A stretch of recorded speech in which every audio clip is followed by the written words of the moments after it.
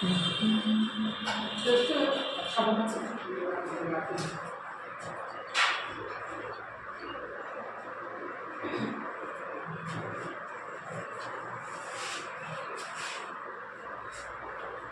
हम लोग चल रहे हैं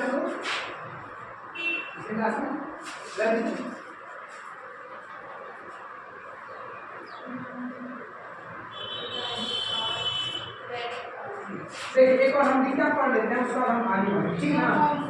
ठीक है, कल हम लोग पढ़े थे वैदिक युग के बारे में पढ़े थे। वैदिक युग जो है आपको हम बिल्कुल वही कहेंगे, जैसे भारत का सबसे प्राचीन धर्म की अगर हम बात करें तो भारत का सबसे प्राचीन धर्म जो है कौन सा धर्म कहलाएगा? वैदिक धर्म कहलाएगा।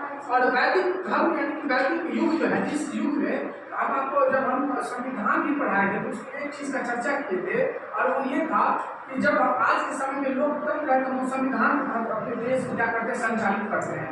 परंतु जब हमारे देश में संविधान ऐसा कोई ढांचा नहीं था, राजतंत्र चल रही थी या धार्मिक तंत्र चल रही थी, तो उस टाइम में धर्म के अनुसार समाज को क्या किया जाता था, संचालित किया जाता था। उसी प्रकार से हम एक सबसे प्राचीन जो आपको राजनीतिक पुस्तक या तो क्या स्मृति कहेंगे तो मनुस्मृति था, जिसका जो लेखक है मनुस्मृति मनु। उसी प्रकार से धर्म की अगर हम बात करेंगे तो वैदिक धर्म के समय में, वैदिक युग के समय में, जिस युग में वैदिक धर्म कर्म कांडों की ज्यादा प्रधानता थी, मंत्र की ज्यादा वो क्या कहते हैं मान्यता थी, और क्या कहते हैं दान यज्ञ हवन इन सब चीजों का ज्यादा बोलबाला था, उस टाइम में जो है उस युग को क्या कहा जाता है, वैदिक युग के नाम से जानते हैं। और वैदिक युग को जो है 1500 से लेकर के 600 BC कितने, हाँ वैदिक काल में 1500 से लेकर के 600 BC के बीच का जो काल है उसको वैदिक युग के नाम से जाना जाता है। इसी में हम आपको बताए थे वैदिक युग जो है ना, आपको वैदिक युग को यानी वैदिक काल को मुख्यतः 2 भागों में बांटा गया। कितने भागों में? 2 भागों में बांटा गया। एक का नाम है ऋग्वेदिक काल और दूसरा का नाम है उत्तर वैदिक काल। क्या नाम है? ऋग्वेदिक काल और उत्तर वैदिक काल। यानी ऋग्वेदिक काल और दूसरा क्या हो जाएगा? उत्तर वैदिक काल होता है। अब इन दोनों का जो समय है, पीरियड है, हम लोग किसमें देखेंगे? 1500 से लेकर के 1000 BC का जो काल होगा उसको ऋग्वेदिक काल के नाम से जानेंगे। किसके नाम से जानेंगे? ऋग्वेदिक काल के नाम से जानेंगे। और उसी प्रकार से 1000 से लेकर के 600 BC के बीच का जो काल होगा उसको हम उत्तर वैदिक काल के नाम से जानते हैं। यहाँ तक कोई कंफ्यूजन नहीं है। इसी में हम चर्चा कल किए हुए थे कि ऋग्वेदिक काल में किस किस चीज की प्रधानता थी और किस किस चीज को हम उसमें अध्ययन करते थे। जैसे ऋग्वेदिक काल में, इस काल में जो है ऋग्वेद का रचना हुआ था। वेदों की संख्या कितनी है? 4 है। ऋग्वेद, यजुर्वेद, सामवेद और अथर्ववेद, 4 प्रकार के वेद हैं। उन चारों प्रकार के वेदों में सबसे प्राचीन वेद है, उसका नाम क्या है? ऋग्वेद। कौन सा है? ऋग्वेद। बोलो। ऋग्वेद है। और सबसे प्राचीन वेद हो जाएगा ऋग्वेद, और सबसे नवीन वेद जो है अथर्ववेद हो जाएगा। बात समझ आ गया? तो ऋग्वेदिक काल में जो है ऋग्वेद का रचना हुआ था। किसका? ऋग्वेद का रचना हुआ। इसमें क्या किया गया था? ऋग्वेद का निर्माण किया गया था। इसके बाद इसी में हम लोगों ने ये भी पढ़ा था कि ऋग्वेद में कितने मंडल है, कितने उसमें मंत्र है, कितने उसमें सूक्त है। सूक्त कितने हैं? 1028। मंत्र कितने हैं? 10,500। मंडल कितने हैं? तो 10 मंडल है। उसी में गायत्री मंत्र का जो है वर्णन किसमें है? ऋग्वेद के 7वें मंडल में है, पता है ना। और गायत्री मंत्र जो है ओम भूर्भुवः स्वः तत्सवितुर्वरेण्यं भर्गो देवस्य धीमहि धियो यो न प्रचोदयात्, ये सूर्य देवता को क्या है? समर्पित है। ऋग्वेद में इंद्र के लिए 250 मंत्र का वर्णन किया गया है, और ऋग्वेद में अग्नि के लिए जो है मात्र 200 क्या किया गया है? वर्णन किया गया है। इससे यह पता चलता है कि ऋग्वेदिक काल में इंद्र सबसे प्रमुख देवता था। उसी क्रम में हम ये भी पढ़े थे, जब ऋग्वेद का समय चल रहा था, ऋग्वेदिक काल का समय चल रहा था, उस टाइम में 3 प्रकार के देवता होते थे। कौन कौन से? एक होते थे पृथ्वीवासी देवता, एक होते थे अंतरिक्षवासी देवता, और एक होते थे आकाशवासी देवता। कौन होते थे? आकाशवासी देवता होते थे। उस पृथ्वीवासी देवता पृथ्वी हो जाते थे, सोम हो जाते थे, अग्नि हो जाते थे, बृहस्पति हो जाते थे। अंतरिक्षवासी देवता में इंद्र हो जाते थे, और वायु वायु हो गया, और क्या कहते हैं आपको सूर्य हो गया, और क्या कहते हैं चंद्र हो गया, ये सब आकाशवासी देवता कहलाते हैं। यहाँ तक हमको दिक्कत है, ये हम पढ़ चुके थे। इसी में हम लोग ये भी पढ़े थे कि ऋग्वेद का उपवेद है क्या है, ऋग्वेद का उपवेद का नाम है आयुर्वेद, है ना।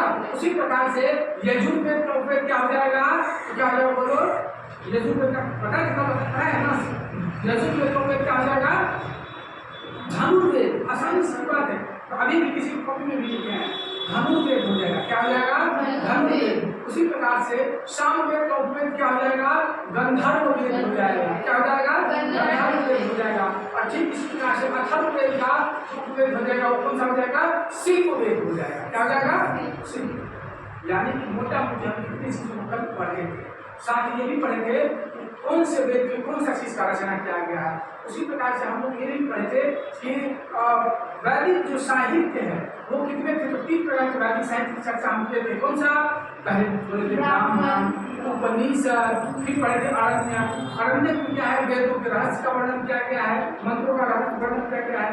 और क्या कहते हैं ब्राह्मण में क्या किया गया है, ऋग्वेद या चावल वेद में जो मंत्र है उस मंत्र का अर्थ स्पष्ट किया गया है। और उपनिषद को हम लोग बोलते हैं जो गुरु के निकट रहकर के जो ज्ञान प्राप्त किया जाता है उसको क्या बोला जाता है, उपनिषद कहा जाता है। और उपनिषद को वेदांत भी कहा जाता है, क्योंकि वेद का अंतिम भाग होने के लिए, यानी वैदिक जो साहित्य है उसका अंतिम भाग होने के लिए उसको के कारण उसको हम वेदांत भी कहते हैं। यहाँ तक कोई दिक्कत है, नहीं दिक्कत। अब इसके आगे बढ़े, ध्यान से पढ़िएगा, ये इतना चीज हम पढ़े किसी ज्यादा आप लिखे नहीं है, एक आध चीजें उसमें से गुना करने का। अब देखिए उसमें एक और चीज हम लोग बात करते हैं, किसकी, उत्तर वैदिक काल का बात करेंगे। किसकी बात करेंगे, उत्तर वैदिक काल की बात करेंगे। उत्तर वैदिक काल का जो समय है 1000 BC से लेकर कितने BC तक, 600 BC के बीच का काल को हम क्या कहते हैं, उत्तर वैदिक काल कहते हैं। और इस समय में क्या हुआ था, इस समय में 3 वेद का रचना हुआ था। किस कौन से वेद का, तो सब ऋग्वेद का रचना किस काल में, 1500 से 1000 में। बाकी के जो वेद थे जो कौन हो जाएंगे, यजुर्वेद, क्या हो जाएगा, यजुर्वेद। दूसरा हो जाएगा कौन सा, पहला यजुर्वेद हो जाएगा, दूसरा हो जाएगा सामवेद हो जाएगा, क्या हो जाएगा, सामवेद हो जाएगा। और तीसरा जो है उसका क्या नाम है, अथर्ववेद है। यानी कि इस वाले समय में उत्तर वैदिक काल में जिस समय में 3 वेद का रचना हुआ उस काल को क्या बोला जाता है, उत्तर वैदिक काल। 1000 से 600 BC के बीच का काल, ठीक है। इसमें 3 वेद का रचना हुआ था, ये 3 का। अब इस वेद की क्या विशेषता है उसी बात हम करेंगे। ऋग्वेदिक काल में क्या होता था कि लोग प्रकृति प्रगत जो देवता होते थे उनको पूजा करते थे, जैसे सूर्य हो गया, अग्नि हो गया, वायु हो गया, नदी हो गया, तालाब हो गया, पेड़ पौधा हो गया, इन सब चीजों की पूजा करते थे। परंतु उत्तर वैदिक काल में धार्मिक जटिलताएं आ गई थी। क्या आ गई थी, धार्मिक जटिलताएं आ गई थी। समझिएगा, क्या आ गई थी, धार्मिक जटिलता आ गई। और धार्मिक जटिलता क्या आ गई थी उसको हम देखेंगे। तो उस काल में क्या होता है, उत्तर ऋग्वेदिक काल में लोगों को एक स्वतंत्र रूप से, मतलब महिला या पुरुष को भी बिना पुरोहित के भी पूजा कर सकता है ना, यज्ञ या उपासना कर सकता है। पंडित नहीं रहेगा तो भी, पंडित बोले तो पुरोहित पूजा करवाने वाले होते हैं, अगर वो नहीं भी रहेंगे तो भी हम लोग क्या कर सकते हैं, खुद से पूजा कर सकते हैं। लेकिन ऋग्वेदिक काल खत्म होते ही उत्तर वैदिक काल का जैसे शुरुआत होता है, उत्तर वैदिक काल में धार्मिक जटिलताएं आ गई थी। जैसे इसमें पुरोहित जो कहेंगे पुरोहित के अनुसार उसमें मतलब चलना पड़ेगा, पुरोहित जो चीज़ पढ़ाएंगे उसी अनुसार कार्य करना पड़ेगा। और उसमें धार्मिक और भी ज़्यादा जटिलताएं आ गई थी, जिसमें महिलाओं की जो स्वतंत्रता है उस पर अंकुश लग गया था, है ना। महिलाओं की स्वतंत्रता में क्या वही अंकुश लग गया था। साथ ही साथ जो वर्ण व्यवस्था थी उसमें भी बहुत ज़्यादा जटिलताएं आ गई थी, है ना। और कई प्रकार की इसमें असुविधाएं और आ गई थी, जिसकी वजह से उत्तर वैदिक काल को थोड़ा सा जो है ना जटिलताओं से भरा हुआ काल कहते हैं। और इसी उत्तर वैदिक काल की वजह से हमारे देश में, हमारे भारत में नए नए धर्मों का क्या होता है, उत्पत्ति होता है। और नए नए संप्रदाय, नए नए क्या कहते हैं मतों का क्या होता है, प्रादुर्भाव होता है। उन्हीं सब चीजों की शिक्षा का अध्ययन हम लोग करने वाले हैं। इसमें याद रखिएगा, दर्शन की अगर हम बात करें ये सब समझ आ गया। उसके बाद हम बात करते हैं दर्शन, किसकी, दर्शन। तो कुल मिला के हमारे ऋग्वेदिक काल, उत्तर वैदिक काल के समय में 6 प्रकार के दर्शन थे। कितने प्रकार के दर्शन थे, 6 प्रकार के दर्शन थे। दर्शन का मतलब होता है एक तरह से फिलोसफी जिसको हम कहते हैं, है ना। फिलोसफी में बोलते हैं ये हमारा मत है, मत बोलते हैं कि हम जो बोलेंगे इसके अनुसार कार्य करो, मेरा मत को माना, मेरा थ्योरी को माना, मेरे सिद्धांत को मानना है, क्या कहलाएगा? मत कहलाएगा या फिर दर्शन कहलाएगा। तो कुल मिला के 6 प्रकार के दर्शन थे और उत्तर वैदिक काल में इसी 6 प्रकार के दर्शनों के भारत का क्या होता था, संचालन होता था, जिसमें क्या हो जाएगा? सबसे प्रमुख जो व्यक्ति उसको देखेंगे कौन सा? सांख्य दर्शन, कौन सा? सांख्य दर्शन, योग दर्शन, क्या कहेंगे? सांख्य दर्शन, योग दर्शन, न्याय दर्शन, क्या कहेंगे? न्याय दर्शन। उसको आप कहेंगे वैशेषिक, क्या कहेंगे? वैशेषिक दर्शन, उत्तरी मीमांसा, क्या कहेंगे? उत्तरी मीमांसा और पूर्वी मीमांसा।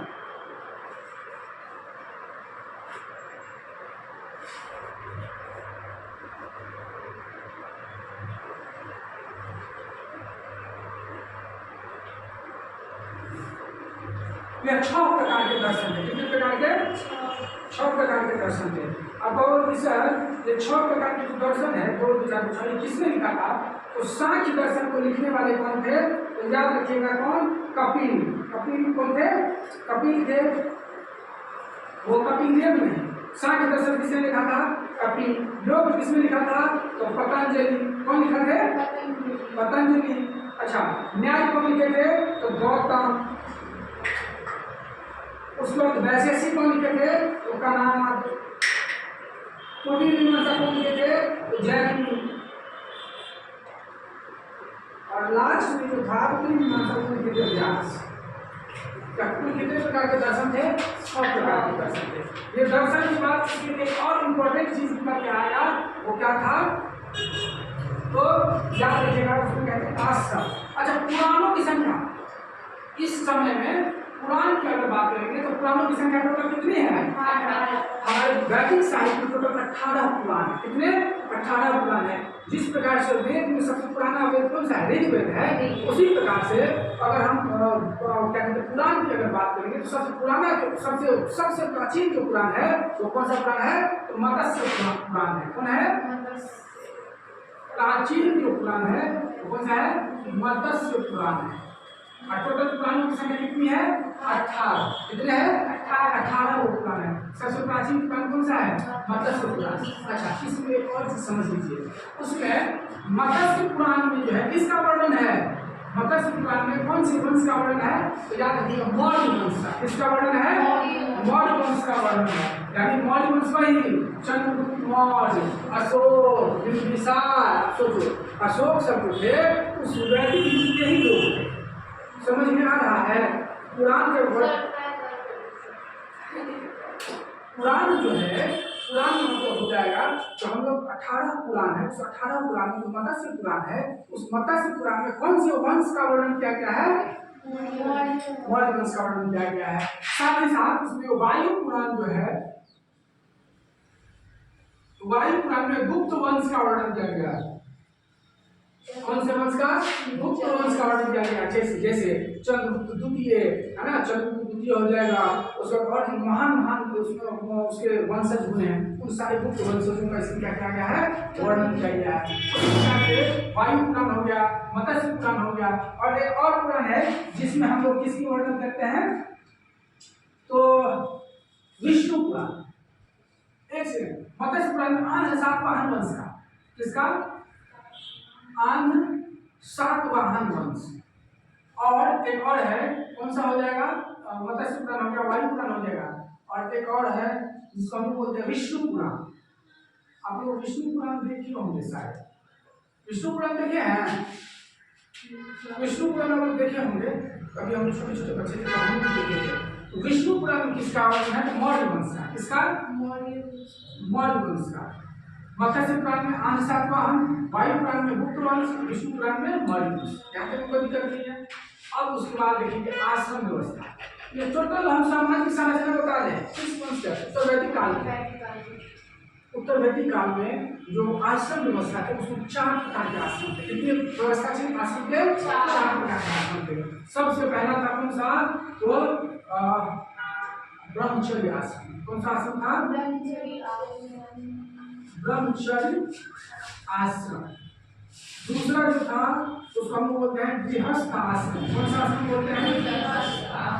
गृहस्थ आश्रम। तीसरा जो था उसको वानप्रस्थ आश्रम बोलते थे। क्या बोलते थे? वानप्रस्थ आश्रम। और चौथा जो था उसको बोलते थे कौन सा? तो संन्यास आश्रम। कौन सा? संन्यास आश्रम। और ध्यान से समझिए, 4 प्रकार के आश्रम थे। पहला आश्रम का नाम था ब्रह्मचर्य आश्रम। और इसमें मतलब लोगों को क्या होता था, इस ब्रह्मचर्य आश्रम में रह करके गुरुकुल में जाकर के शिक्षा का अध्ययन करना पड़ता था, शिक्षा ग्रहण करना होता था। और यहाँ पर क्या होता था, 25 वर्ष, 0 से लेकर के 25 वर्ष तक ब्रह्मचर्य आश्रम का समझ लीजिए कि शादी विवाह वाले जैसे संबंध जो होते हैं उनसे लोगों को 25 वर्ष तक क्या होता था, उसे दूर रखा जाता था। और राजा हो या कोई भी समाज की जो संरचना ऐसी थी उसमें आकर गुरुकुल में, घर पर नहीं रह सकता है वो, है ना, तो गुरुकुल में आकर के पढ़ाई करता था। उस समय गुरु कहाँ होते थे? जंगलों में होते थे या ऋषियों के आश्रमों में होते थे। तो ऐसे जो 0 से 25 वर्ष तक गुरु के सामने में रह करके गुरु के साथ रह करके पढ़ाई करते थे, ऐसे आश्रम को हम क्या कहते हैं? ब्रह्मचर्य आश्रम कहते थे। और इस ब्रह्मचर्य आश्रम में शादी विवाह जैसे वाले संबंधों से दूर रहना होता था। उसके बाद दूसरा होता है गृहस्थ आश्रम। इसमें 25 से लेकर के 50 वर्ष तक, कितने? 25 से लेकर के 50 वर्ष तक इस आश्रम में रह करके शादी विवाह होता था, बच्चे होते थे। और जब इस आश्रम में आते ही जो उनके पिता जो थे, उनको पिता को क्या करते थे, यानी कमाने का सारा दायित्व किसको हो जाता था? पुत्र को हो जाता था। जैसे शादी विवाह हो जाते थे, 25 वर्ष हो जाते थे, उनका विवाह करने का वो हो जाता था और पूरी घर का जिम्मेदारी उनके ऊपर में आ जाती थी। कितने वर्ष तक? 50 वर्ष तक। कितने तक? 25 वर्ष से वो लेकर के 50 वर्ष तक गृहस्थ आश्रम रहेंगे, शादी विवाह करेंगे, उनके बच्चे होंगे, बच्चे का पालन पोषण करेंगे, मम्मी पापा का देखभाल करेंगे और समाज का भी स्थिति पर फोकस करेंगे और बहुत सारी चीजों को देखना होता है इस स्थिति में रह करके। कौन सी स्थिति में? तो गृहस्थ आश्रम में रह करके, गृहस्थ वाली स्थिति में रह। उसके बाद होता था वानप्रस्थ आश्रम। इसमें 50 से लेकर के 75 वर्ष तक रहा जाता है। कितने? 50 से लेकर के 75 वर्ष तक के अवस्था वाले को क्या, कौन से आश्रम कहते थे? तो वानप्रस्थ आश्रम। अब इसमें क्या होता था?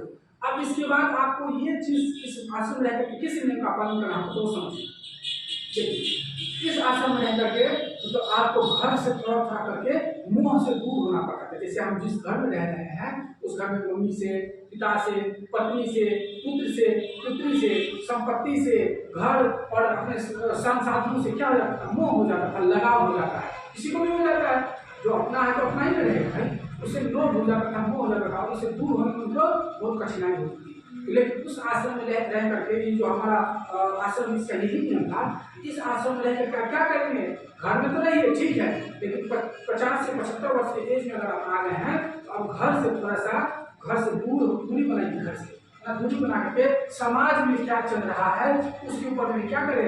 ध्यान केंद्रित करें और समाज में कुछ गलत हो रहा है तो उसके ऊपर में अपना वो करें, विचार प्रकट करें, साथ साथ लोगों को मदद करें, सेवा करें। आपके पास जो संसाधन है या आपके पास कुछ धन है तो लोगों में क्या करें? वितरण करें। ये नहीं 25-50 वर्ष तक उसे लूट करके लाए, जहाँ से कमा करके जैसे ही करके लाए हैं। अब इस उम्र में आकर के लोगों को थोड़ा सा दान वगैरह किसी वगैरह किसी घर से थोड़ा सा मुँह आ जाइए, ये मेरी बेटी, मेरी पत्नी है, मेरा पति है, मेरा पति है, मुँह थोड़ा सा उसमें कम करने के लिए कहते हैं। और वहाँ पर थोड़े समय पे जंगल में जाकर के घर से दूर रह करके लोगों का सेवा कीजिए, फिर वापस समाज में फिर घर में। तो ऐसे आश्रम को वानप्रस्थ आश्रम आया जाता था। और उसके बाद होता था 75 से 100 वर्ष या उससे अधिक। 75 वर्ष का अगर आप हो जाते, उम्र पार कर जाते हैं तो अब आपको घर से पूरी तरह से मोह माया तोड़ लेना होता है और आपको कमंडल लेकर के जंगलों में प्रस्थान कर जाना है, समाज में प्रस्थान कर जाना है। अब आपको घर से कोई मतलब नहीं, भिक्षा मांग करके खाना है। और आपने 75 साल के उम्र में जो चीज अपने जीवन में सीखा है समाज को क्या करना है वो चीज बताना है। और साथ ही साथ अपनी भक्ति में लग जाना है, ईश्वर को याद करना है और सब काम करना है। ऐसे आश्रम को क्या कहेंगे हम लोग? संन्यास आश्रम। संन्यास का मतलब घर को छोड़ देना, मोह माया त्याग देना। ऐसे आश्रम को क्या कहेंगे हम लोग? संन्यास आश्रम कहते हैं। यहाँ तक में कोई दिक्कत नहीं है। उसके बाद हम लोग बात करते हैं वैदिक काल के अंत में धार्मिक जटिलता है। क्या करेंगे? धार्मिक जटिलता।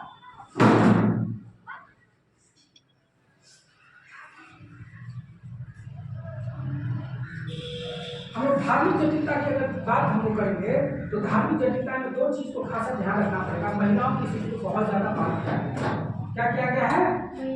महिलाओं के ऊपर में बहुत ज्यादा बात किया गया है। इसमें समझ लीजिए वैदिक धर्म जो है हमारे भारत का सबसे प्राचीन धर्म है और वो बहुत अच्छे धर्म है। सारे धर्म अच्छे होते हैं, लेकिन कुछ कारणों से उसमें इतनी ज्यादा जटिलताएं हमारे वैदिक धर्म में आ गया, जिसके कारण हमारे इस वैदिक युग का क्या हो जाता है, अंत हो जाता है। अंत तो वैसे आज भी नहीं हुआ है, लेकिन उसकी प्रभाव बहुत कम हो गया है ना। इतिहास मानता है कि उसका अंत ही हो गया, लेकिन अंत नहीं हुआ है। चलिए आखिरकार वो हम अंत जो देखेंगे उसका क्या कारण था उसके बारे में हम बताएंगे। एक है कि एक धर्म सूत्र है जिसको आप स्तंभ धर्म सूत्र कहते हैं। क्या कहते हैं?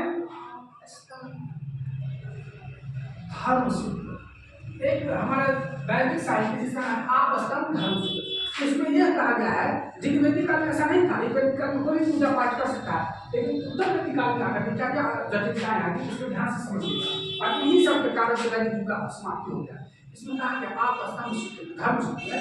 अगर कोई शुद्र, चार प्रकार के वर्ण व्यवस्था बताए थे, ब्राह्मण क्षत्रिय वैश्य और शूद्र, और अगर कोई शुद्र मंत्रों का या वेदों का अध्ययन करता है, उसका सुनता है, उसके कान में शीशा पिघला के डाल देना चाहिए। ये कौन कह रहा है? धर्मसूत्र। तो हमारा कह रहा है आप स्तंभ धर्मसूत्र। ये कह रहा है कि अगर कोई शूद्र कोई मंत्र का जाप करता है या वेदों को पढ़ता है, उसके कान में पिघला के डाल देना चाहिए। दूसरा एक संहिता है जिसको हमको क्या कहते हैं, तो मैत्रेयी संहिता। क्या कहेंगे? मैत्रेयी संहिता है। ये हमारा वैदिक साहित्य है। इसमें मैत्रेयी संहिता में कहा गया है कि महिलाओं जो स्त्री होती है, स्त्री के बारे में बहुत चीज कहा गया है। जो कहा गया है कि जैसे जुआ वो गंदा चीज है, जुआ और शराब वो गंदा चीज है, उसी प्रकार से स्त्री को जुआ और शराब की तरह तीसरी सबसे प्रमुख बुराई गिनाया गया है। इसमें मैत्रेयी संहिता में महिलाओं के बारे में कहा गया है, वैदिक साहित्य है, कि महिला जो है जुआ, शराब और जुआ की तरह स्त्री भी जो है, स्त्री तीसरी बुराई है, तीसरी प्रमुख बुराई है। मतलब समझ लो मैत्रेयी संहिता, उसमें कहते हैं कि महिला जो है तो एक गलत चीज है, ईश्वर का देन है, लेकिन उसको कहता है मैत्रेयी संहिता। मैत्रेयी संहिता में स्त्री जो है दारू और समान, दारू और जुआ के समान। जुआ बिना पाप है, दारू बिना पाप है, उसी प्रकार से स्त्री भी पाप है। गलत बात बोला है इसमें। उसी प्रकार से एक और है जिसको हम लोग तैत्तिरीय संहिता कहते हैं। क्या कहते हैं? तैत्तिरीय संहिता। ये तो भाई कमाल ही करते हैं। क्या करती है तैत्तिरीय संहिता? तैत्तिरीय संहिता ये बता रहे हैं पुत्री को सभी दुखों का मूल माना गया। दुनिया में जितने भी दुख है ना, उसका प्रमुख कारण, सबसे पहला कारण, सबसे मुख्य कारण, प्रमुख कारण व्यक्ति को माना गया। कौन बता रहा है? तैत्तिरीय संहिता बता रहा है। कहा जा रहा है कि स्त्री जो है, स्त्री को पतित माना गया है। क्या माना गया है? तैत्तिरीय संहिता में लिखा गया है कि स्त्री जो है ना एकदम पतित है। क्या है? पतित है। साथ ही साथ पुत्री जो है, पुत्री क्या है? सभी दुखों का मूल है, सभी दुखों का मूल है। मूल का मतलब प्रमुख कारण बोले, दुख का सबसे पहला कारण पुत्री है। कौन सा बता रहा है? तैत्तिरीय संहिता में बता रहा है। इतना ही नहीं, उसके बाद एक और है,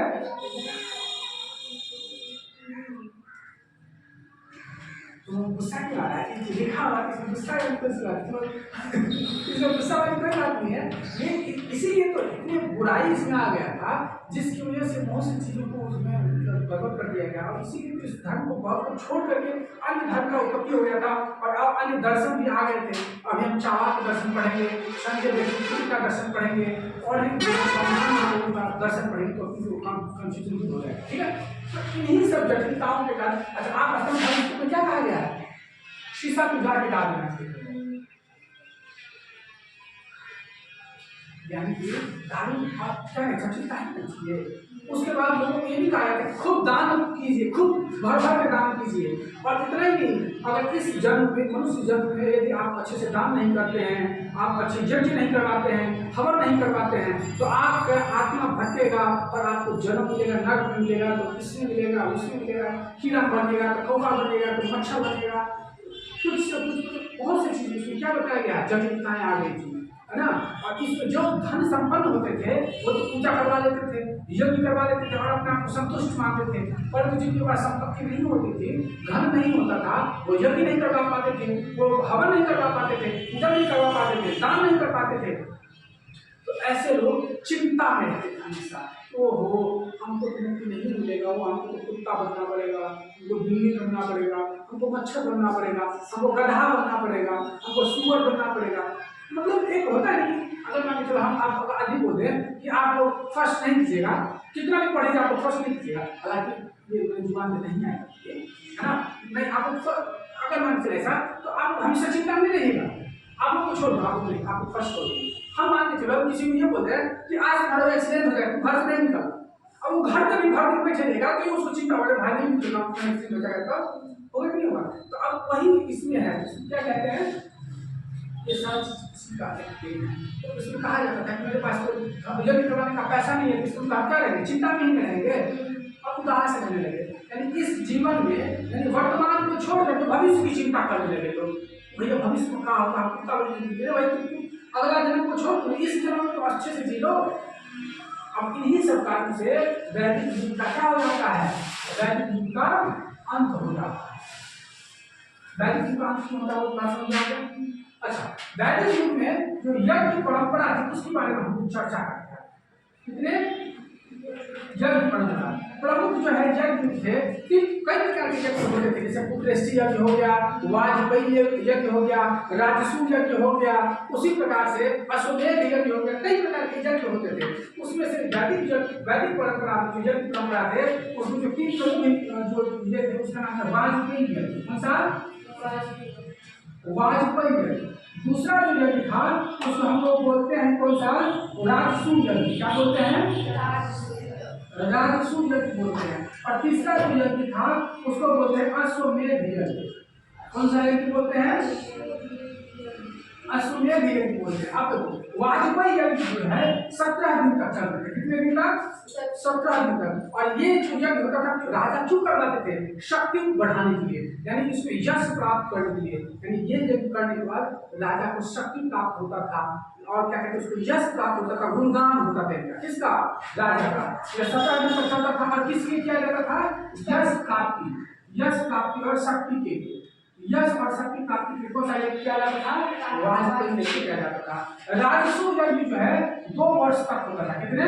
2 वर्ष। हाँ, राजसूय यज्ञ 2 वर्ष तक। और ये कब होता था? राजा बनने के लिए। राजा बनने के लिए कौन सा यज्ञ किया जाता था? राजसूय यज्ञ किया जाता था। और ये राजसूय यज्ञ जो होता 2 वर्ष तक चलते थे। इसमें कब होता था?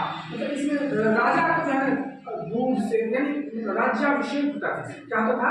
राज्याभिषेक होता था। राज्याभिषेक का मतलब होता है राजा को दूध से नहलाया जाएगा, क्या कहते हैं उसको, और भी मतलब हल्दी से स्नान कराया जाएगा, शहद से स्नान कराया जाएगा, मतलब उनको मतलब एक तरह से पूरी तरह से पवित्र बना दिया जाता। नहा धुला अभिषेक होता था ना, राज्याभिषेक। फिर उसको मुकुट पहनाया जाता था, उसका पूजा होता था, उसको राजदंड किया जाता था। कई प्रकार की पद्धति होती थी। और ये कब तक चलती थी? 2 वर्ष तक चलती थी। राज्याभिषेक से लेकर कितने तक? 2 वर्ष तक। मुकुट जब राज्याभिषेक कुछ मिल नहीं जाता तो 2 वर्ष तक क्या करते थे? पूजा होता था। साथ ही साथ एक अश्वमेध यज्ञ होता था। और यह अश्वमेध यज्ञ जो है आपको 3 दिन तक चलती थी। कितने दिन तक? 3 दिन तक चलता था। और ये अश्वमेध यज्ञ क्या होता है? तो अपना क्षेत्र विस्तार के लिए होता है। किसके लिए? क्षेत्र विस्तार। क्षेत्र विस्तार मतलब राज्य का विस्तार करने के लिए। कौन सा विस्तार? राज्य विस्तार के लिए। अब इसको सुनिए, महाराज राम जो है वो ये अश्वमेध यज्ञ की हो रहे थे। और उसी अश्वमेध यज्ञ का जो घोड़ा उसमें होता क्या है? अश्वमेध यज्ञ में यज्ञ किया जाता है, उसमें एक घोड़ा को छोड़ा जाता है और उस घोड़ा को जहां तक वो जाएगी घोड़ा अपने मन से, वो सारा का सारा राज्य किसका हो जाएगा? उस राजा का, जिस जो वो यज्ञ कर रहा है।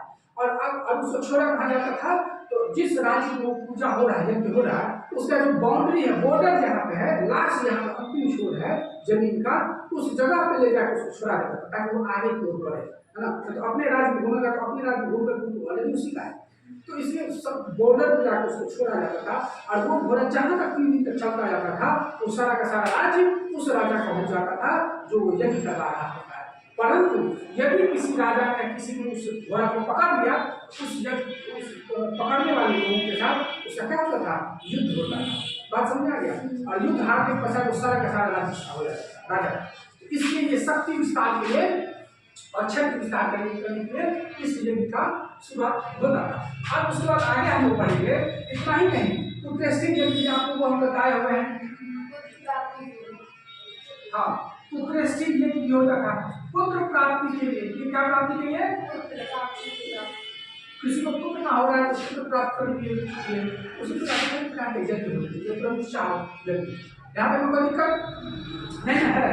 अब हम आगे हम लोग बढ़े।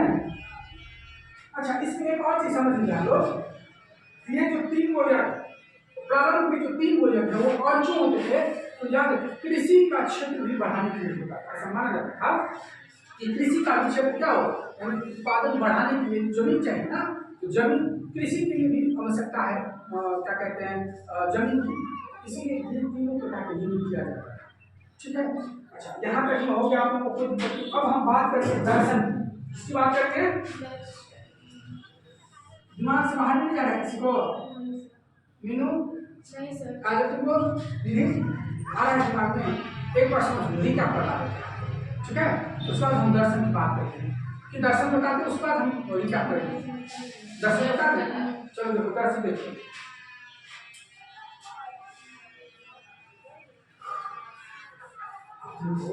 जब किसी धर्म में इतनी जटिलताएं आ जाएंगी, साधारण धर्म का मतलब ही होता है लोगों को मुक्ति दिलाना, लोगों को शांति दिलाना। अब देखो, पहले ऋग्वेदिक काल में लोग देवता को अपना मित्र मानते थे, देवता को, ईश्वर को, भगवान को अपना मित्र मानते थे। परंतु उत्तर वैदिक काल में आकर के मित्र नहीं हो करके, भगवान हमारा मित्र ना होना चाहिए, लेकिन मित्र ना होकर के अब ये हमारा क्या हो जाएंगे, वो हमारे देने वाले होंगे, हम याचक हो जाएंगे और वो मेरे सब मतलब वो सर्वे सभा होगी। सर्वे सभा मतलब दानी हो जाएंगे, हम लोग क्या होंगे, एक समझ मांगने वाले याचक हो जाएंगे। इस प्रकार की प्रथा चल रही है किसमें, उत्तर वैदिक काल में। साथ ही साथ इसमें एक और चीज बहुत बड़ी विडंबना आ गई थी, और वो विडंबना ये थी कि ऋग्वेदिक काल में ये जो प्रमुख देवता थे, ऋग्वेदिक काल में ये क्या थे, प्रमुख देवता थे, लेकिन उत्तर वैदिक काल में आकर के प्रमुख देवता कौन आ जाएंगे, तो याद रखिएगा त्रिदेव हो गए। कौन आ गए थे? त्रिदेव प्रमुख देवता थे। उत्तर वैदिक काल में प्रमुख देवता कौन थे? त्रिदेव। और त्रिदेव का कॉन्सेप्ट कहाँ से आता है, तो ब्रह्मा, विष्णु और महेश, ये 3 को देवता जो है जिसको त्रिदेव बोलते हैं, त्रिदेव का कॉन्सेप्ट कहाँ का है, उत्तर वैदिक काल में आया था। लेकिन ऋग्वेदिक काल की बात करें, जो उत्तर वैदिक काल से भी पहले की बात है, वो कौन था, उत्तर वैदिक काल, जिसको हम किसको मानते थे, इंद्र को मानते थे। किसको मानते थे? इंद्र को मानते थे। अब इसके आगे जो हम लोग बढ़ेंगे, तो इसमें हम आपको बताएंगे, जैसे जो उस टाइम क्या कहते हैं, ऋग्वेदिक काल में हम लोग कुशन को मानते थे। किसको मानते थे? कुशन को मानते थे। किसका देवता, तो मतलब क्या कहते हैं, समुद्र का देवता, इसे मतलब मानते थे ना। लेकिन अब इसमें आगे समुद्र का देवता वरुण हो जाता है। क्या हो जाता है? वरुण। पशुओं का देवता होता था कुशन, अब वो कुशन जो है इसमें आकर क्या हो जाएंगे, प्रमुख देवता ऋग्वेदिक उत्तर वैदिक काल में आ जाते। तो बड़ा कंफ्यूजन हो जाता। अब उस टाइम हम लोग मित्र मानते थे, इस टाइम में आकर के हम लोग सब कुछ उसी को दे दिए, देने वाले हो जाएंगे, हम लोग मांगने वाले हो जाएंगे। ऐसा याचक मित्र नहीं का मतलब वो मेरे दाता हो जाए, ऐसी व्यवस्था आ गई। उसमें वर्षा का देवता को जो है किसको बनाया गया, इंद्र को बनाया गया। और याद रखिएगा जल का देवता, जल देवता को उसको वरुण को माना गया। किसको? वरुण को माना गया। समझ में क्या, ये इस प्रकार की कॉन्सेप्ट। अब इसके बाद आगे हम बात करेंगे, बहुत तरह की जटिलताएं आएगी, साधारण लोग खुश न होकर उदास रहने लगे, लोगों को मुक्ति तो आज के जीवन में न जी करके मुक्ति की बात सिखाने लगे, और इसी से बहुत लोग परेशान होने लगे। और यही मेन कारण है, जब कोई धर्म आपको मुक्ति नहीं दिला सकता है, धर्म का काम ही होता है मुक्ति दिलाना, अगर आपको मुक्ति नहीं दिला पाएगा आपका क्या होगा, तो उस चीज़ से आपका वो मन हट जाएगा। मान के चलिए हम आपको अच्छे से नहीं पढ़ाएंगे तो आप क्या हो जाएंगे, मेरे प्रति उदासीन हो जाएंगे, मतलब कि अरे यार डेली जाते हैं मन से पढ़ते नहीं करते हैं, ऐसा नहीं करते हैं। तो अगर इस तरह की मतलब एक दिन हो जाएगा, दो दिन हो जाएगा, बार बार अगर ऐसा होगा तो आप हमारे प्रति क्या हो जाएंगे, उदासीन हो जाएंगे। उसी प्रकार से आप अगर किसी से मांगते हैं, मम्मी पापा से कुछ मांगते हैं, मम्मी पापा बार बोलते हैं मम्मी पापा ये वो और डेली पापा आप मम्मी पापा नाटा नेगलेक्ट कर देंगे, तो फिर आप एक समय ऐसा आएगा उदासीन हो जाएंगे, मां कुछ क्या कहते मां नहीं करते तो कहना छोड़ दिया, है ना। तो इसी प्रकार की क्या हो जाएगा, इसमें होगा। लेकिन उत्तर काम है लोग बहुत ज़्यादा उदासीन हो गए, बहुत ज़्यादा निराश हो गए, हताश हो गए, लोग वर्तमान जीवन छोड़ के भविष्य की चिंता सताने लगे। तब आते हैं नए नए दर्शन का शुरुआत होता है, नए नए लोग आते हैं, ऋषि मुनि आते हैं, नए नए धर्म का उद्भव होता है, नए नए क्या कहते हैं विचारधारा की उत्पत्ति होती है। उसी एक विचारधारा है, दर्शन है, एक महान ऋषि थे जिसका नाम था ऋषि चावाक। क्या नाम था, ऋषि चावाक। उसी में आते हैं सबसे पहला दर्शन चावाक दर्शन। कौन सा दर्शन, चावाक दर्शन। दर्शन का मतलब क्या होता है, मतलब उनकी एक विचार, उनकी जो सोच है, उनकी जो दृष्टि है, इसकी चावाक नाम के जो ऋषि थे,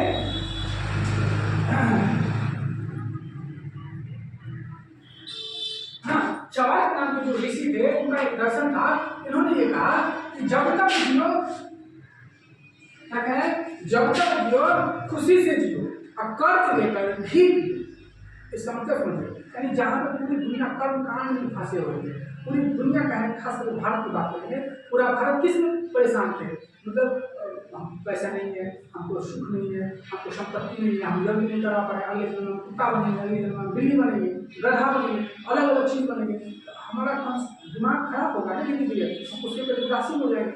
तो एक महान ऋषि आते हैं जिसका नाम था ऋषि चावाक। बहुत बड़े ऋषि थे, महान ऋषि थे, बहुत विद्वान थे, तो चावाक। और इन्होंने ये कहा कि लोगों को दुख थोड़ा शांत करने के लिए, उनके दुख को थोड़ा सा कम करने के लिए इन्होंने ये बात कहा कि रे न स्वर्ग होता है न नरक होता है, इस तरह स्वर्ग नरक कुछ नहीं होता है भैया।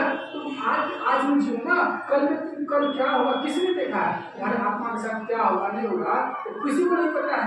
तुम आज इतने परेशान क्यों हो रहे हो, तो उससे कह रहा है तो फिर हम दुखी नहीं रहे तो क्या करें, तो तुम्हारा आत्मा जो है ना, आत्मा को संतुष्ट रखो, आत्मा को प्रसन्न रखो, आत्मा को खुश रखो, परमात्मा क्या होगा, खुश होगा। और तभी कह रहे हैं कि हम खुश कैसे रहेंगे, हमारे पास तो पैसे नहीं है। तो चावाक का जो सोच है वो कह रहा है कि जब तक जियो खुशी से जियो, जब तक जिंदा हो क्या करो, खुशी से जियो, कर्ज लेकर भी पियो।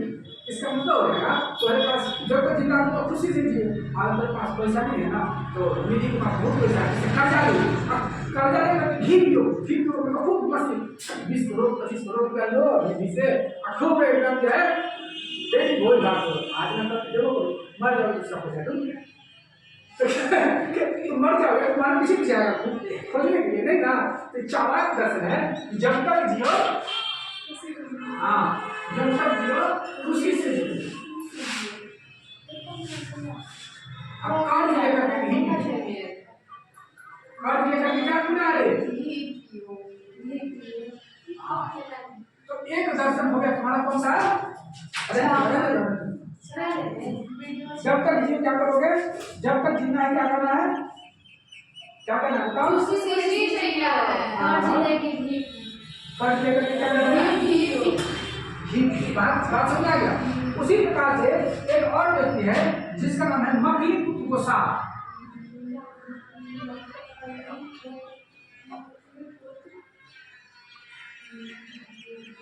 अच्छा, सबसे पहले चावाक दर्शन जो ये बात बोले ना, तो बहुत से निराश आदमी जो थे, बहुत से उदास आदमी जो थे, उनको एक जीने का मकसद मिला था। तो वैसे उसके पास पैसा है नहीं, जग हवन करेगा, और बस एक महान व्यक्ति आकर ऐसा बात बोल दिया है, ये बाबा एकदम ठीक कर रहे हैं, यही ठीक है। हमको हम वैसे हमारे पास पैसा है नहीं, पर हमको जितने पैसा होगा आज खूब मस्ती से जीने लगा, खुशी खुशी अपना जितना भी पैसा ऐसे मस्ती जीने लगा, ये सब इतना यज्ञ हवन ये वो सब इतना माथा नहीं जाता है, छोड़ रहा उसको खूब मस्त होकर जीने लगा।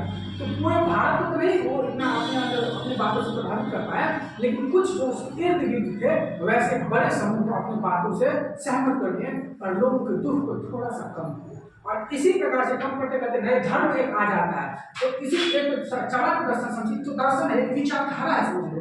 एक मखलीपुत्र गोसाल थे, मखलीपुत्र गोसाल कहते हैं कि आत्मा और परमात्मा पुनर्जन्म कुछ नहीं होता है। कौन कह रहे हैं? मखलीपुत्र गोसाल कह रहे हैं कि पुनर्जन्म कुछ नहीं होता है ना। आत्मा परमात्मा कुछ तो पुनर्जन्म नहीं होता है, और परमात्मा स्वर्ग में ना, ये सब क्या है? ये सब नहीं होता है। ये सब क्या है? तो भौतियों का क्या है? एक हथकंडा है, पैसा कमाने का क्या है? हथकंडा है। बहुत बड़े ऋषि थे, कौन? मखलीपुत्र, बहुत बड़े विद्वान थे, ऋषि थे, बहुत बड़े ऋषि थे। उनका ये मानना था कि स्वर्ग नरक कुछ नहीं होता है, आत्मा परमात्मा कुछ नहीं होता है। भैया तुम जो बहुत बड़े विद्वान है, या बहुत बड़े पंडित है, बहुत बड़े ऋषि है, या बहुत बड़े क्या कहते हैं अनपढ़ है, गवार है, अगर मरने के पश्चात उनके शरीर से आत्मा जो निकल जाती है तो फिर कहाँ जाती है? किसको पता है? भैया उसका भी आत्मा अगर मरता है, उसके भी आत्मा को जलाया जाता है, उसके शरीर को जलाया जाता है। तो शरीर जो 4 तत्व से बना हुआ है, और 4 तत्व में क्या हो जाता है? वो विलीन हो जाता है। जैसे आग, हमारा शरीर 4, आग पानी हवा और क्या कहते हैं जल से बना हुआ है। तो जब हम आग से जलाते हैं तो आग वाला जो भाग है, आग का समाप्त हो जाता है। आग के बाद जो है हमारे शरीर क्या किससे बना हुआ है? मतलब क्या कहते हैं धुआं, हमारे शरीर का जो अवशेष है धुआं बन के, धुआं वाला भाग वायु वाला भाग है, वायु में चला जाता है।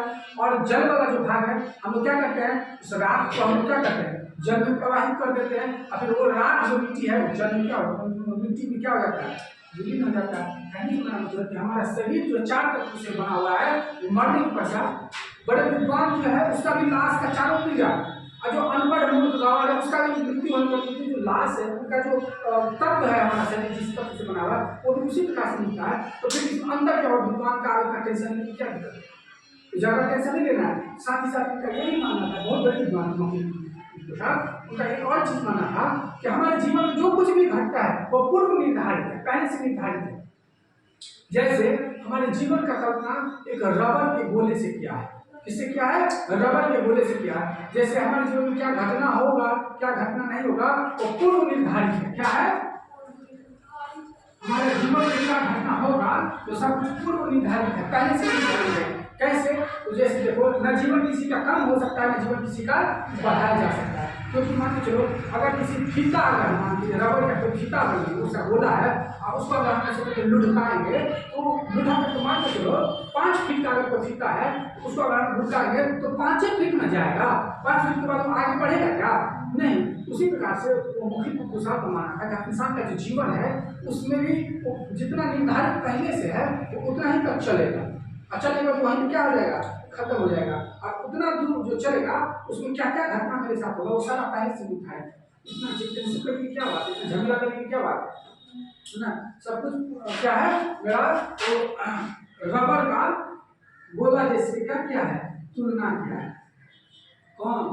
मखलीपुत्र गोसाल इसका तुलना किया है। उसी प्रकार एक और महान विद्वान है जो संजय वैश्विक पुत्र है। ये बहुत रोचक आदमी है। कौन? संजय वैश्विक। ये बहुत मतलब ये सब इन दोनों से भी बहुत इंपॉर्टेंट कैरेक्टर ये हो जाएंगे। कौन? संजय वैश्विक। कौन सा रखेगा इसलिए आएगा? सुनिए ध्यान से। संजय वैश्विक पुत्र जो है ना, एक ऐसे विद्वान थे जो सामान्य बुद्धि वाले लोगों को भी दिमाग को क्या कर देंगे? हिला कर देंगे। जैसे ये ना मतलब न डायरेक्ट हाँ किसी चीज में बोलते थे और ना किसी को ना बोलते थे। आप कहोगे सर क्या बात बोले? कहने मतलब अगर आप उनसे ये पूछे कि संजय वैश्विक पुत्र जी ये बताइए कि भगवान हो, ईश्वर होते हैं कि नहीं होते हैं? तो बोले हाँ होते हैं। तो हाँ हाँ होते हैं, यानी आप पूरी तरह से संतुष्ट कर देंगे कि हाँ भगवान होते हैं, ईश्वर होते हैं। जैसे आप बोलते हैं, हम लोग बोलते एग्जाम होगा कल टेस्ट होगा मतलब तुम लोग हमको संजय वैश्विक पुत्र बना दिए। आप नहीं। चल सही है, बहुत है। अब जैसे आप बात करेंगे काजल और मीनू में क्या हो गया? काजल और मीनू में हो गया किसी बात को लेकर डिस्कशन हो गया कि ईश्वर है कि ईश्वर नहीं। अब वो दोनों मेरी बात है। सपोज करो अगर हमको संजय मान के चले हो तो हम संजय ही मान लेते हैं संजय। आप दोनों आज मेरे पास आओ भागते हो कि सर ये बताइए हमको कि ईश्वर होता है कि नहीं होते हैं? अगर मीनू हमसे पूछेंगे होते हैं कि नहीं होते हैं, तो हम पूछेंगे तुम बताओ होता है कि नहीं होता? बोलेंगे हाँ होते हैं, तो हम हाँ बिल्कुल होते हैं। और हम उसको सैकड़ों ऐसा उदाहरण दे देंगे कि उसको विश्वास लगेगा, हाँ भगवान होते हैं। जैसे हम बोलेंगे कि तो अगर ये हमसे क्वेश्चन पूछेंगे कि भगवान अगर होते तो दिखाई क्यों नहीं देते, तो हम ये उनको बोलेंगे कि तुम दूध लाओ, एक एक तो घर हम उसको दूध दे देंगे और इसको हम ये कहेंगे उसमें हमको घी दिखा, तो कहाँ दिख रहा है घी? सर दूध है तो दूध में घी कहाँ से आएगा? लेकिन घी तो दूध से ही बनता है। दूध से पहले क्या बनेगा? मट्ठा। दूध से पहले मक्खन बनेगा, मक्खन से फिर मट्ठा, फिर मट्ठे को आग में तपाएंगे तब जाकर हमको घी प्राप्त हो। लेकिन ऐसे अगर हम दूध में देखेंगे आग कितना फैला है, तो दिखाई देता है क्या? तो नहीं दिखाई देगा। इससे क्या पता चल रहा है कि मतलब उसी प्रकार से जीवन भगवान है, लेकिन उसको देखने के लिए आपको साधारण आंख से नहीं दिखेगा, उसके लिए आपको तपना पड़ेगा। सही बात है। उसी प्रकार से हम कहेंगे कि अगर मैं चलिए एक उदाहरण उसको दे दी, इसी प्रकार से हम सब उदाहरण देंगे कि सपोज ये बोलो अगर भगवान नहीं होते हैं तो हमारे शरीर के अंदर से जो आवाज आती है वो किधर से आती है?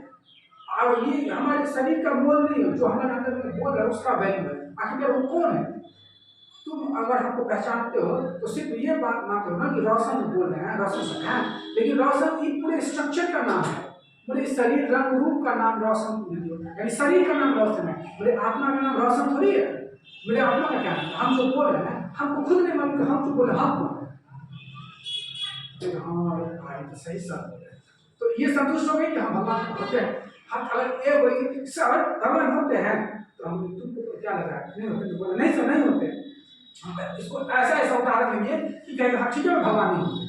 अगर भगवान होते हैं तो हम बोलेंगे कि कभी एक कहता हुआ है कि पाथर मुझे हरी मिले तो मैं पूछूं पहाड़, ताते बढ़िया चाटने जिसे पीस खाए संसार।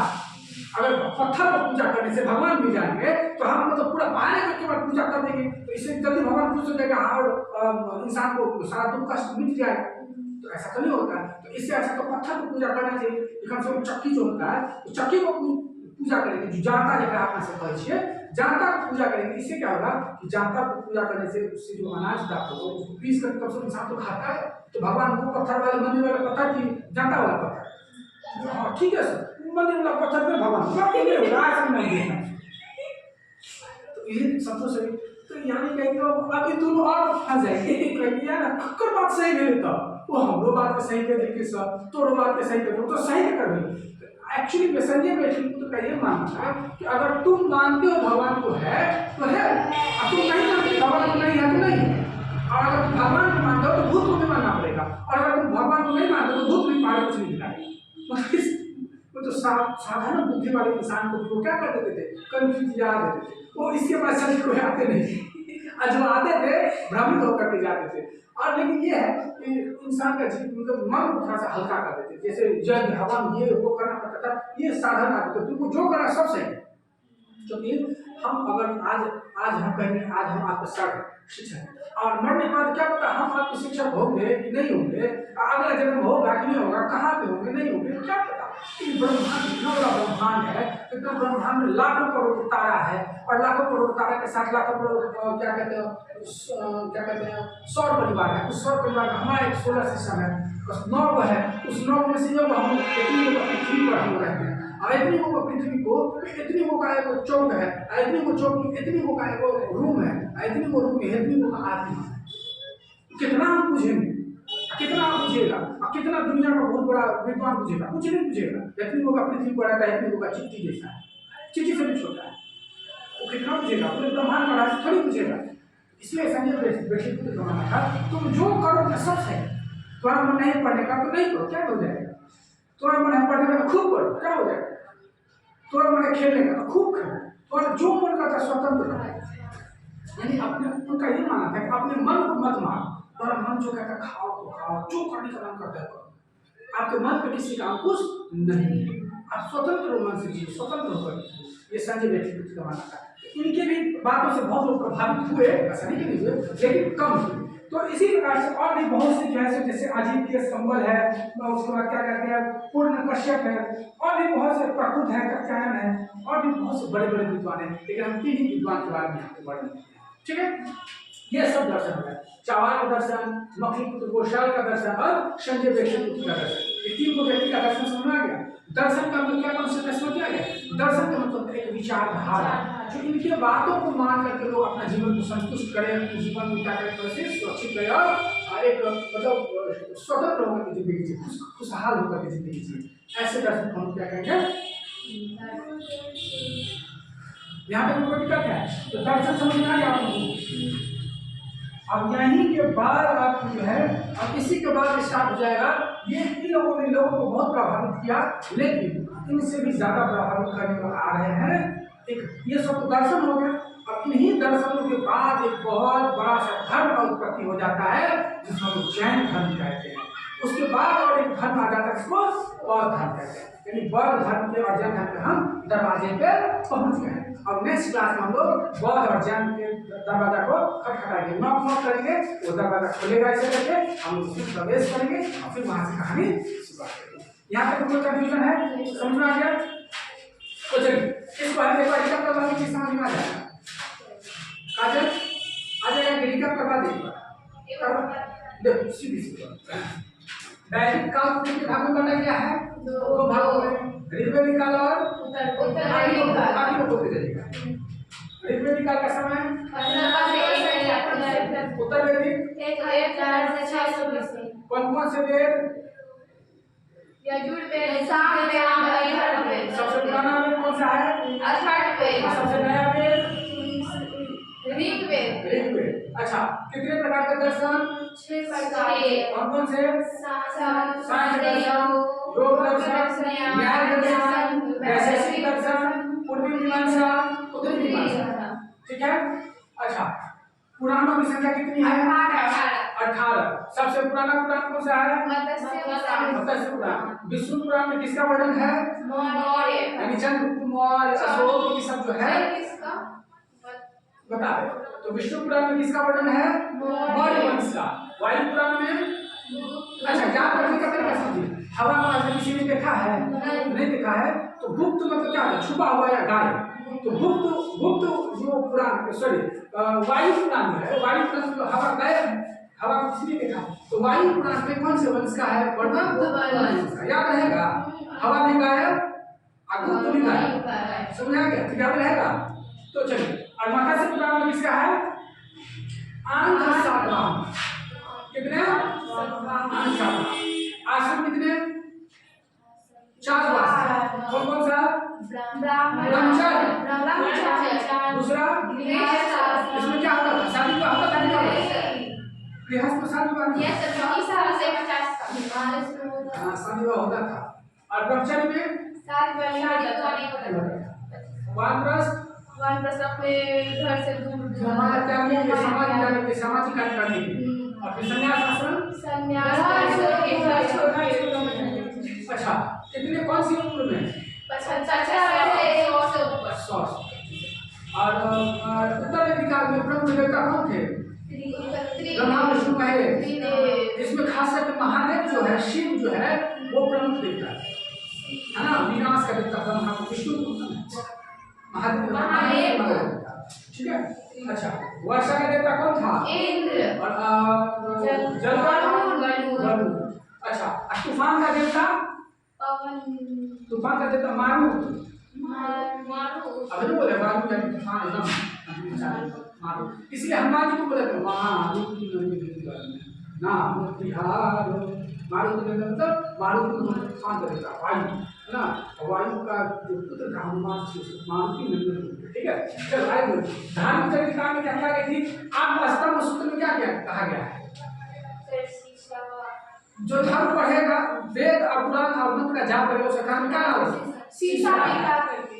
और उसके बाद मैत्री संहिता में और स्त्री को शराब और जुआ के भांति तीसरा बुरी आदत समझा गया।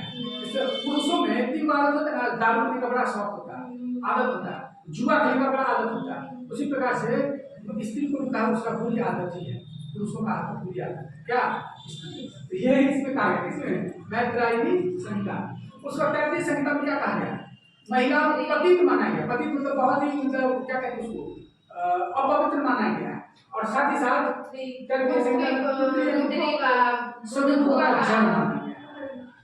में जितना हमको इसी सब वजह से कितना धर्म का विस्तार हुआ है।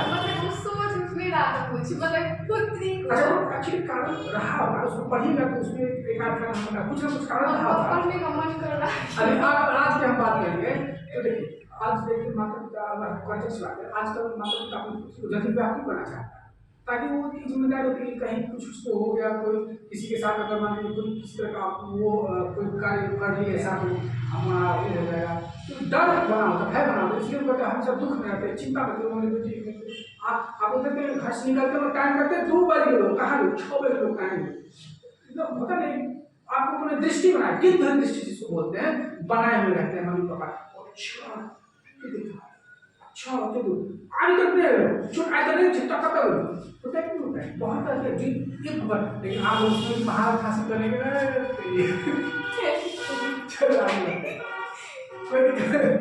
इतना भी दृष्टि रख ले, लेकिन चोर दरवाजा आपको मुझे पता होता है, यानी सब चोर तब भी माता पिता को स्वास्थ्य करना चाहिए।